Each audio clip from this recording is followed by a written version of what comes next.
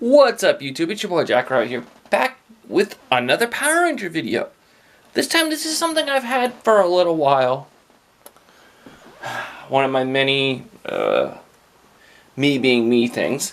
But it is, I'm going to use even though this is the Bandai Japan toy, I'm going to use the American name because, well, I don't really know the American names, but this is the Road Attack Zord from Power Rangers RPM. Or Go-Onger. Engine Cell Type Go-Onger in Japan. This is the Japanese release, though. How can you tell the difference? Okay, in case you're on, I'm just going to go over this before I show off what it does. And explain it more of what it does in the show. Alright, so how you can tell the difference? There's multiple ways to tell the difference. Hold on. Well, one, the writing right up here, that just looks like a tire thing, so I'm not sure if the American toy has that. But one way to tell, if you look on this side, it says Engine Soul Power. Engine Soul was for Go-Onger. Because in the US, we called them engine cells. So there was a difference. So there. But say, for some reason, because this toy is X amount of years old, and say all this paint's off to where you can't read this or anything. If it has its engine soul with it, or its engine cell, that's a way to tell the difference. Because I don't have any currently, but the engine cells for the US were thin pieces of plastic that could just slot in. They didn't have any sound functionality, but as you can tell, when I did that, this has sounds. It's got a nice little pack on it.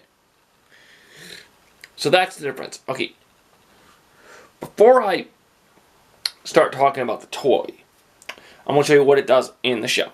In the show, it is a extra vehicle. It is a side vehicle. It's kind of just used as a weapon. Really, it's a cool little Zord, but it's kind of used for the final attack Zord for the Ultra Zord. It's pretty much what it's used for, but that's actually kind of cool, because that actually kind of, I hate to say it, but it kind of fits for that Ultra Zord. So, yeah. Okay, so this is the engine cell. This is the engine cell that it comes with. Engine soul. I am going to use the Japanese name on that, for once. But, there's not a whole lot to this guy, but here's the engine soul. So it looks really cool. No, you can't do the thing in the show. Yes, you can do the thing in the show, and I believe it will shut. I think at one point they put it in backwards, I think it was. You can't do that with the toy. It won't fit. The US release, you probably could do it, but the Japanese release, you could not do it. This was created by Scott and RPM Silver. I think that's Jenna? Yeah, Jenna. In one of the episodes, which I always thought was a really cool bonding episode. And Scott, RPM Blue, is one of my favorites because he's Scottish. And it was actually kind of cool to see somebody Scottish. And the actor is also Scottish, so his accent was genuine. And it wasn't an American trying to fake. Because a lot of times, no offense to these actors, but you can tell when they're trying to fake it. Alright, so, besides coming with its engine soul, it also comes with the stand, which kind of in the show kind of appears out of nowhere. I don't know if in the Japanese show, Go-Onger, because I've never watched Go-Onger, if it explains this, but the ramp just kind of comes out of nowhere on the show. It just kind of shows up. They don't really explain the ramp. But, yeah. But alright, let's get the main traction in. Alright, he's got a pretty easy transformation. But, just for this mode, rolls nicely. He's a big old tire, basically, with a thing in the middle for the hubcap of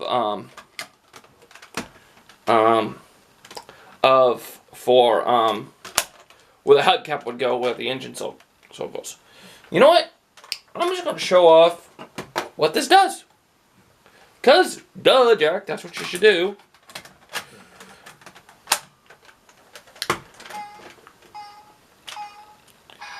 Oh wait, sorry. Let me show you there's that again. So this is what it does in this mode. Flip this up.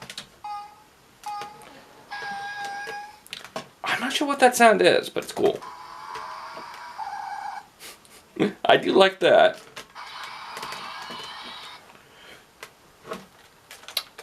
Okay.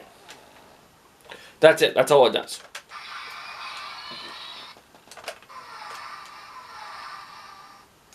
That's some car revving noise, which is pretty cool.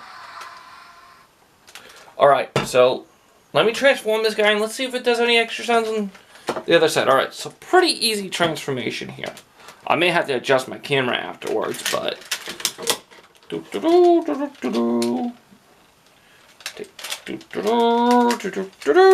Hopefully you guys can see all this. Because I'm on the side of the camera like I always am. Yeah, I'm going to have to adjust the camera here. Because I think he's way too... just barely too tall. Just barely. Now, on the show, how they do this, he kind of just flips in and out of his transformation, which is kind of cool. Now, he doesn't appear in this mode in that many episodes, but he appears in more episodes.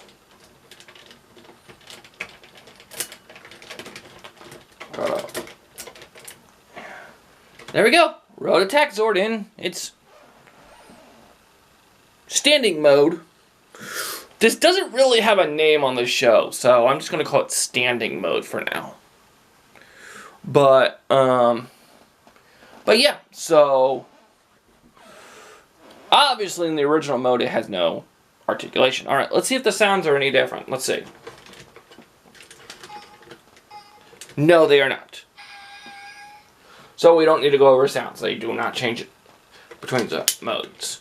Now, articulation-wise, for this guy, he's actually got some pretty decent articulation. Head can go 360. No up or down movement in the head. Arm-wise, can go 360. Can go out. And here's something rare for a Zord. He's got an elbow joint. Yeah, it's because of his transformation, but he's got an elbow joint. Alright. And as for no torso articulation of any kind. Now, as for the legs here.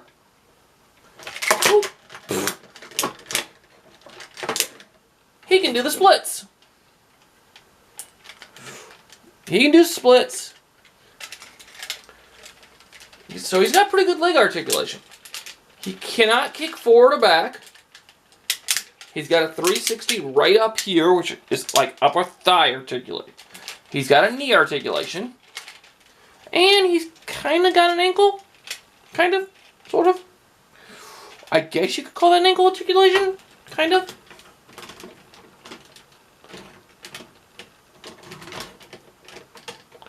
But yeah. So overall, if you've got all the RPM Zords or Go Onger Zords, he's a good little addition to your how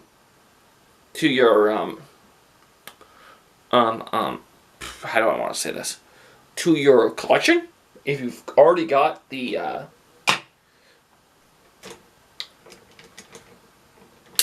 so he's a good little addition to your collection. And if you don't, he's still a fun guy to have. Alright, so peace. I'm out.